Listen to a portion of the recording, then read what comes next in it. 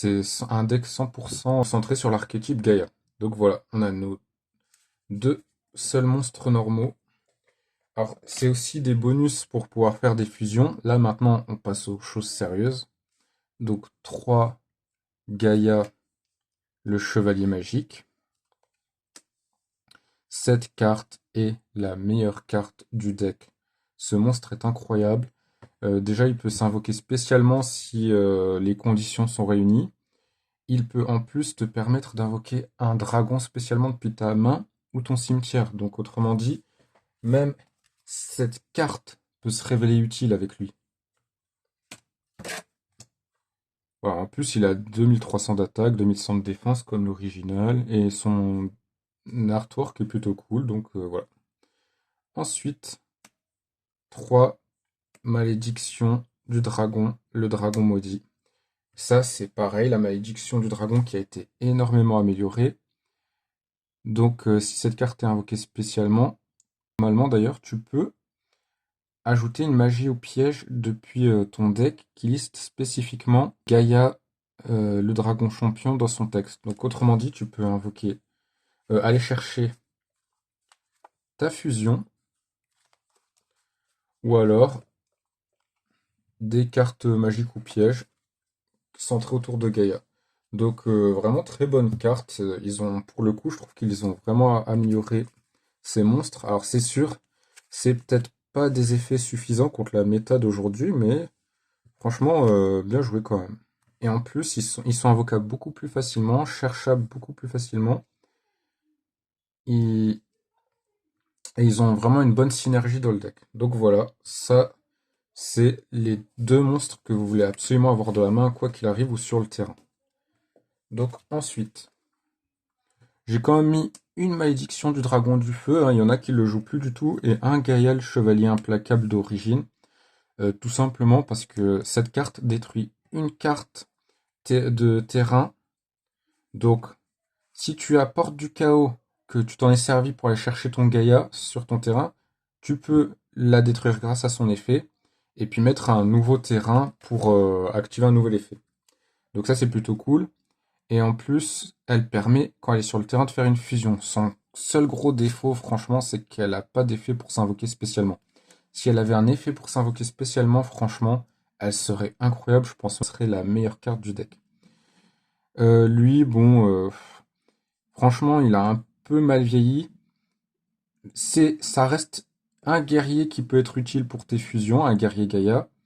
Et en plus, il a un effet qui lui permet de s'invoquer, enfin d'être traité comme deux sacrifices pour Gaïa, pardon, mais bon.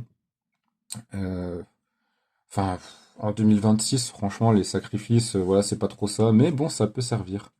Ça peut servir. C'est une bonne option, je trouve qu'il faut pas s'en priver.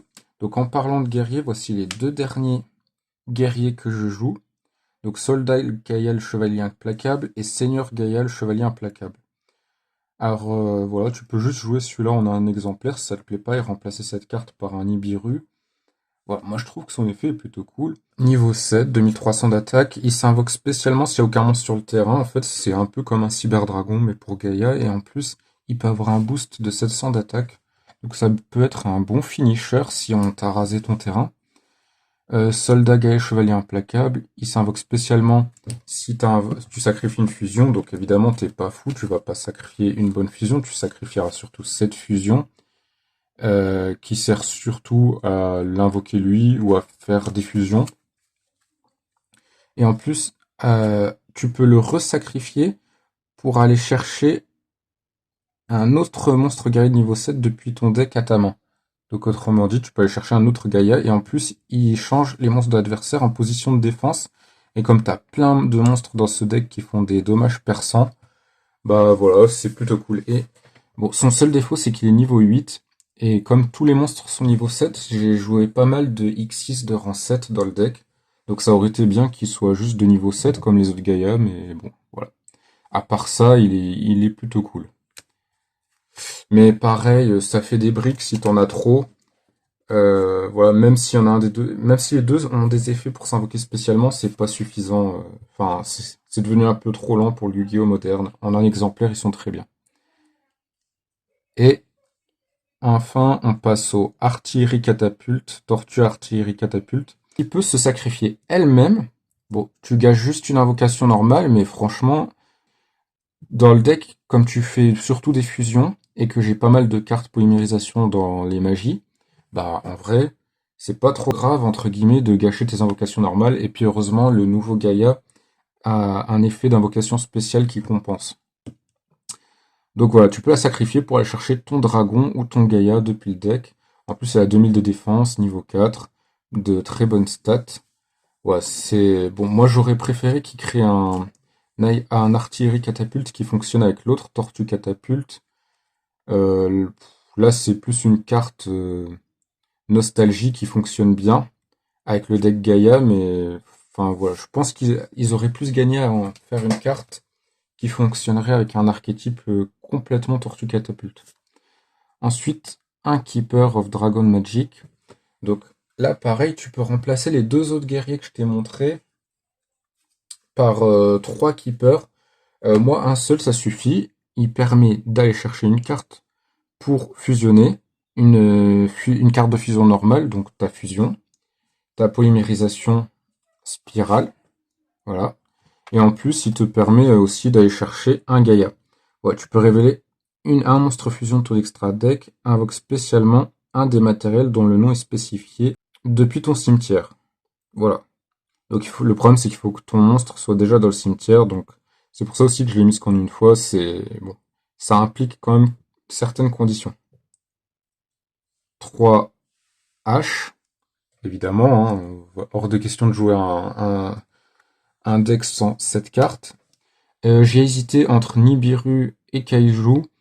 Euh, c'est vous qui voyez, pour moi les deux marchent. L'essentiel c'est que tu puisses un peu manipuler le terrain de l'adversaire.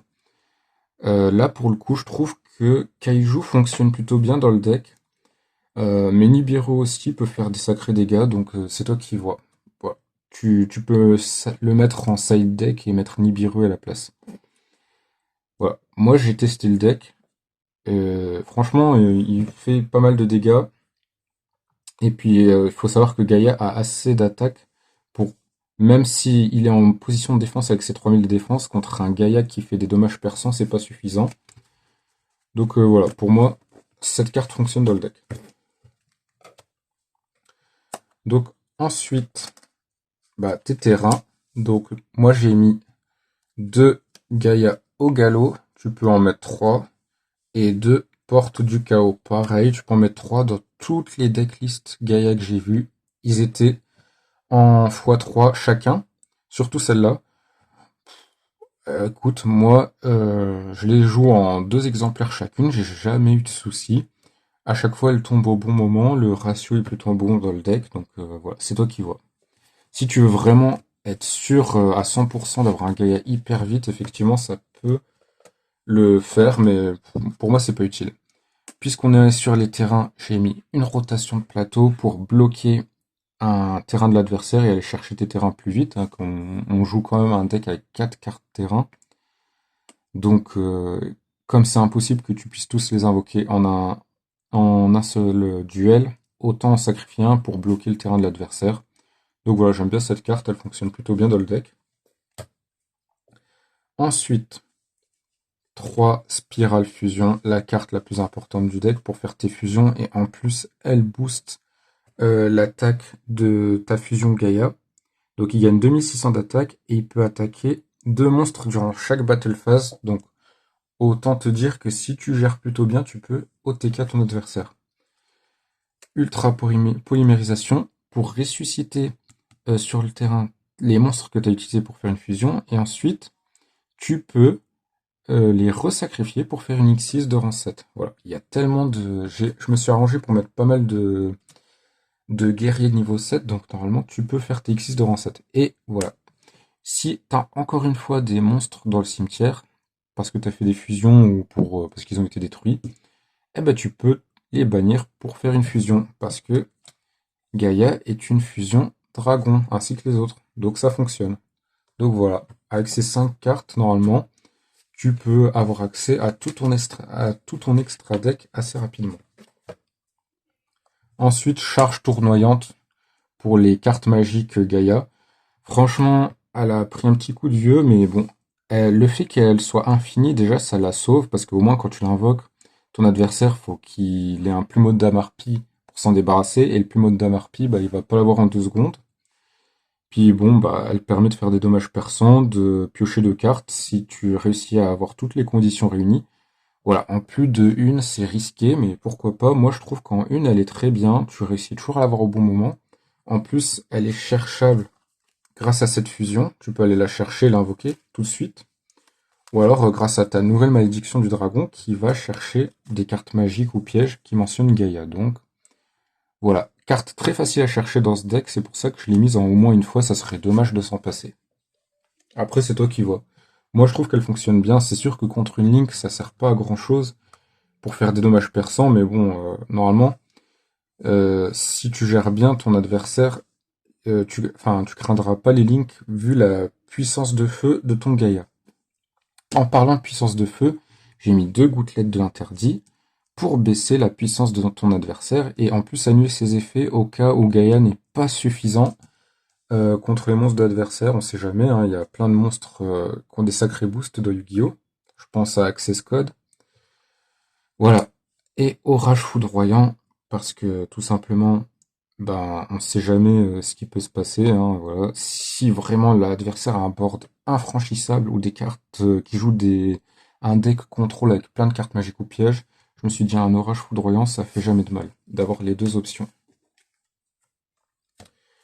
Puisqu'on est sur la destruction de cartes magiques et pièges, j'ai mis un plumeau de Damarpi, et pour finir avec les magiques, une Monster Reborn que j'ai eu dans ma prime jeunesse et qui a bien vécu. Donc voilà, comme avec les fusions, t'as souvent des monstres dans le cimetière. Voilà, ça coûte rien de ressusciter un Gaïa, et puis si jamais t'as un autre Gaïa dans le cimetière, ça te permet de faire une X6 de rang 7. Et voilà, on finit enfin sur les pièges. Donc, de Infinite Impermanence, évidemment. Tu peux supprimer une des cartes normales si ça te dérange trop et en mettre 3. Moi, ça fonctionne. Je t'avoue qu'à 2, elles suffisent amplement. J'arrive toujours à les piocher ou je les ai toujours au bon moment. Le ratio a toujours bien fonctionné, mais bon, voilà. Après, c'est sûr que si tu veux être vraiment sûr de l'avoir et de bien te défendre correctement, tu peux la mettre en 3 fois. Moi, je l'ai mise en 2 fois parce que je tenais quand même, en tant que gamin, fan de Yu-Gi-Oh!, à jouer mes 2 pièges Gaïa, donc Décharge Spirale et Renaissance Spirale. Celle-là, j'arrive quasiment tout le temps à la chercher avec ma malédiction du dragon. Et puis celle-là, pour l'instant, j'ai pas eu l'occasion de la jouer. Mais bon, elle ressuscite quand même une fusion. Donc voilà, déjà que la fusion Gaïa est très facile à invoquer dans ce deck. Si en plus tu peux aller la ressusciter très facilement et la protéger, bah, c'est plutôt cool. Donc voilà. Il y en a qui jouent cette carte piège en 3 fois, dis-toi quand même, hein, pour te dire à quel point elle est bonne. Bon, pareil, moi, comme elle est en infini, je considère qu'en une fois, elle est largement suffisante. De toute façon, le deck Gaïa, c'est un deck qui est agressif, c'est un deck qui est fait pour gagner tout de suite. Si tu gagnes pas tout de suite, déjà, le plus gros défaut du deck, c'est que tu n'arrives pas à piocher beaucoup au bout de... Enfin, comment dire? Si tu vas au premier tour, tu vas faire des fusions Gaïa, ça c'est sûr. Par contre, au deuxième, troisième tour, tu vas commencer à être à court de cartes parce que tu auras quasiment tout invoqué. Donc c'est un deck qui est fait pour gagner vite. Voilà. Donc, il faut absolument que tu gagnes tout de suite quand tu as tes Gaïa, voilà, que tu rentres dans le tas et que tu défonces ton adversaire, si j'ose dire. Voilà, j'espère que le robot YouTube supportera ce mot.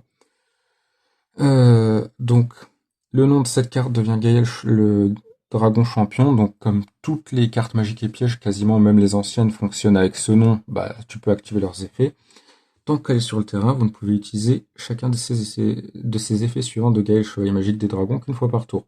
Durant la même phase, effet rapide, vous pouvez cibler une autre carte sur le terrain. Cette carte perd exactement 2600 d'attaque. Bah, c'est pas grave parce que grâce à la polymérisation spéciale spirale, elle est déjà boostée de 2600, donc au fait de ton attaque, elle revient au même. Et si elle le fait, détruisez la carte. Donc tu peux détruire une carte gratuitement et garder une attaque de 2006. Lorsque cette carte détruit un monstre de l'adversaire à combat, vous pouvez gagner 2600, faire gagner 2600 attaques à cette carte. Donc tu peux vraiment, vraiment le rendre très fort. en sachant que moi j'arrive quasiment toujours à en invoquer 2 très très vite. Et je le joue en 3 fois, je te conseille de le jouer en 3 fois parce qu'il est vraiment très facile à invoquer dans ce deck. Et puis si jamais ça te gêne d'avoir trop de Gaïa, tu peux en utiliser 2 pour une X6 et garder le principal sur ton terrain. En sachant qu'en plus tu peux les ressusciter avec une carte piège. Donc ensuite, 2 malédictions du dragon, le chevalier magique dragon.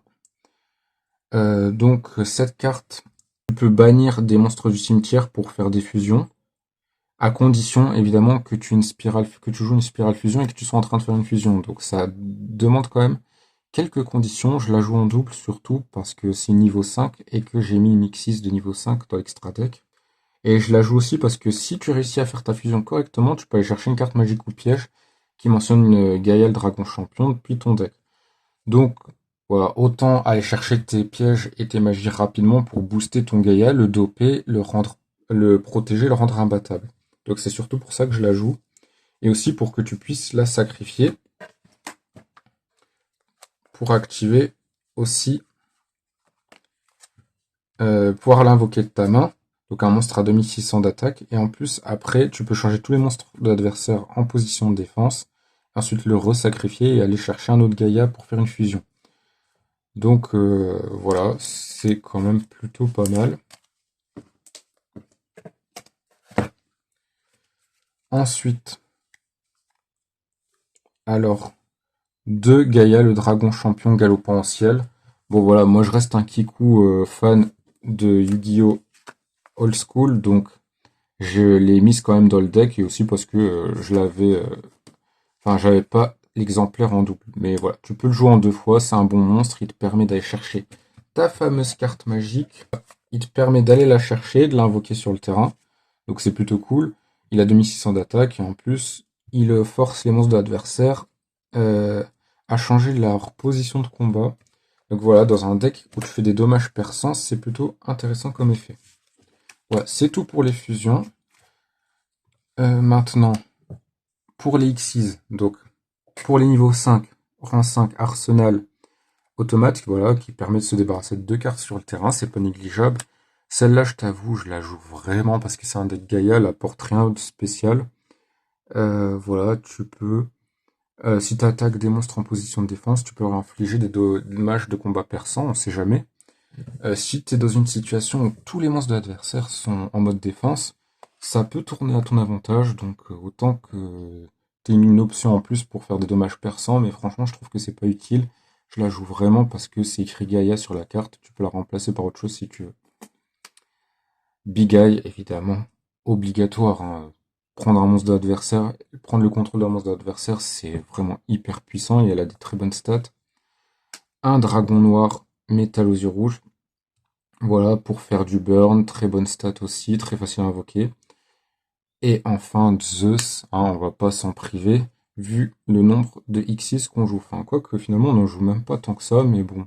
En général, j'en invoque au moins une par duel. Voilà. Et enfin, il reste juste 3 dernières cartes pour l'extra deck. Donc, Nightmare Unicorn, le saut erratique, Sphère divine, et SP Little Knight. Donc voilà, si l'adversaire a des cartes vraiment trop embêtantes, tu joues une de ces 3-là pour t'en débarrasser. Voilà, SP Little Knight, c'est vraiment celle que tu invoqueras le plus, mais après il te reste les 2 options-là si jamais l'adversaire refait son board. Voilà.